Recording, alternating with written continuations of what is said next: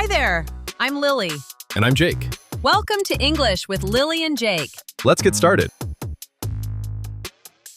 Hello, welcome back to our podcast. Lily, I have a problem. Hi, Jake. What's wrong? I study English every day. I know grammar, I know verbs, but when I speak to real people, I feel like a robot. A robot? Why? Last week, I was in a cafe. The barista asked me a question, and I forgot everything. I said, I desire one coffee. It was so strange.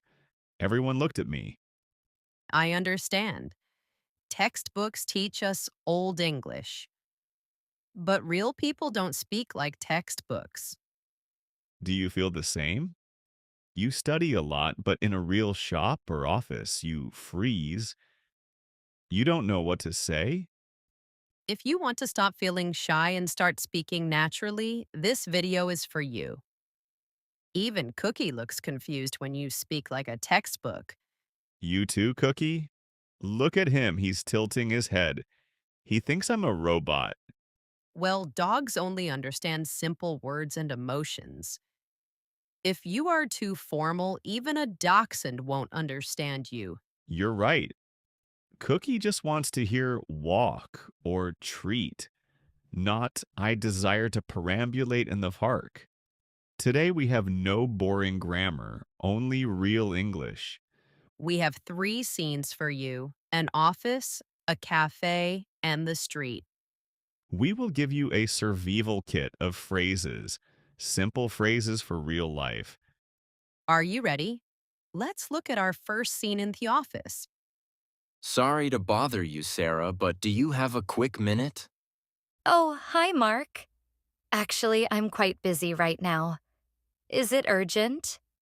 Well, I'm preparing for the afternoon presentation, and I'm looking for the latest sales figures. I checked the shared drive, but the folder is empty. Oh, that's because I moved them to a secure server this morning for the update. I see. Do you happen to know if I have access to that new server? You should, but it's a bit tricky to find. Tell you what, I'll finish this email and then I'll send you the direct link. That would be amazing. I hate to ask, but could you do it in the next 10 minutes? My meeting starts at 2. No problem, Mark. I'll do it right now.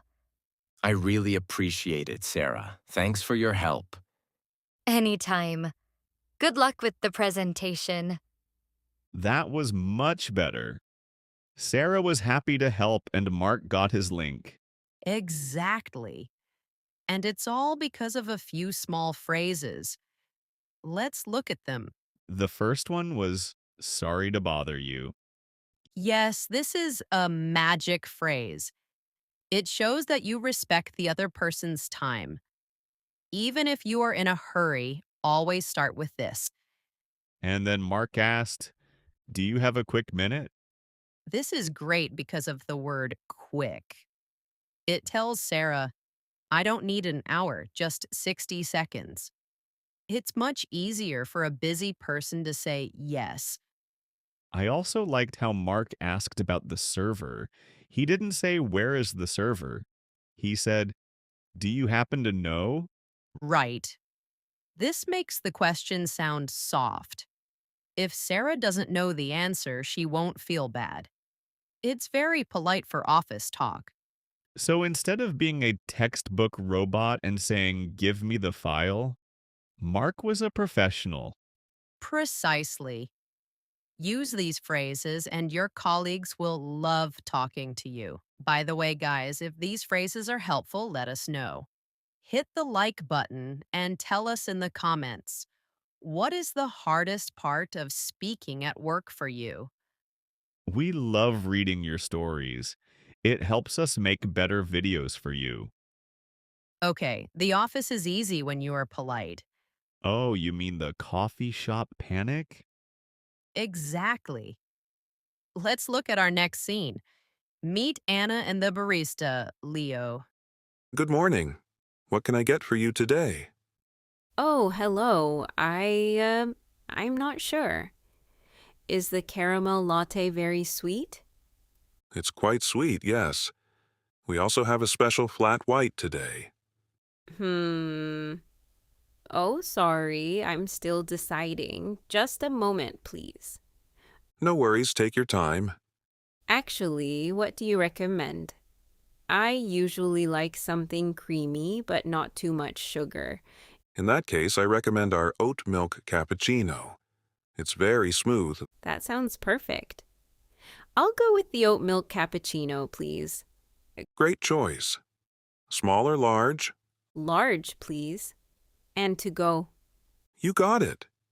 That's $5, please. I felt Anna's stress. When the person behind you says, I'm in a hurry, it's so easy to panic and just order water, please. Exactly. But Anna used a very important phrase. I'm still deciding. Yes, it's much better than just saying, and looking at the floor. Right. When you say, I'm still deciding, you tell the barista, I need a moment, and that's okay. It stops the pressure. And then she asked, what do you recommend? I love this question. It's a great way to start a conversation and learn new words for food. And notice how she ordered. She didn't say, I want. She said, I'll go with I'll go with. It sounds so natural, like you are making a choice right now. exactly. I'll go with the latte, or I'll go with the chocolate cake. It's the most common way to order in a cafe or restaurant. So Anna stayed calm, she got a great coffee, and she sounded like a pro. No more coffee panic for our listeners. Okay, we know how to talk in the office and how to order coffee, but what about the street? Oh, that's the hardest part. In a cafe, you know what to expect. But on the street, people speak so fast. Exactly. And they use slang, accents, and words you never saw in your textbook. I usually just nod my head and say, yes, yes, even if I don't understand anything. Don't do that, Jake. It's okay to stop the person and ask for help. Really? How can I do that without sounding like I'm a beginner? Let's watch Mark. He is lost in the city and he meets Sarah, who speaks very, very fast. Pay attention to how Mark handles it. Excuse me, sorry to bother you, but I'm looking for the central train station. Am I going the right way? Oh, the station? Right. You need to go straight for 2 blocks, then turn right past the big pharmacy. Keep going until you see a fountain. Then it's just behind the library. But the main entrance is closed, so you have to go around the back. Sorry, I didn't quite catch that. Could you say that again a bit slower, please? Oh, sorry, I'm in a rush. Go straight, then turn right at the pharmacy. You will see a fountain. The station is there. Okay, straight. Right at the pharmacy, then the fountain. And you said something about road works? What does that mean? Roadworks.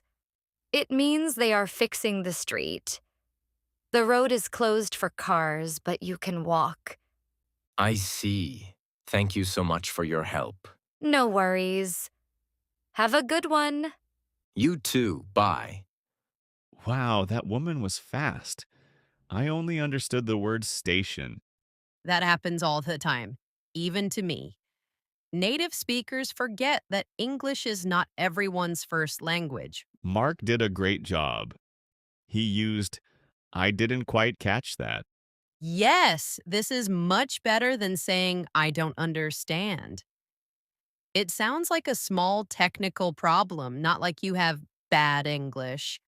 And he asked, could you say that again a bit slower? Is that okay to ask? Of course, people are usually happy to help. And if you hear a new word like road works, just ask, what does that mean? It's like a free English lesson on the street. Exactly. So today we learned how to be polite in the office, how to stay calm in a cafe, and how to handle fast talkers on the street. No more textbook robot, only real natural English. Guys, thank you for watching. Don't forget to subscribe to English with Lily and Jake. And tell us, which of these three situations is the hardest for you? We want to know. See you in the next video. Happy learning. Bye bye.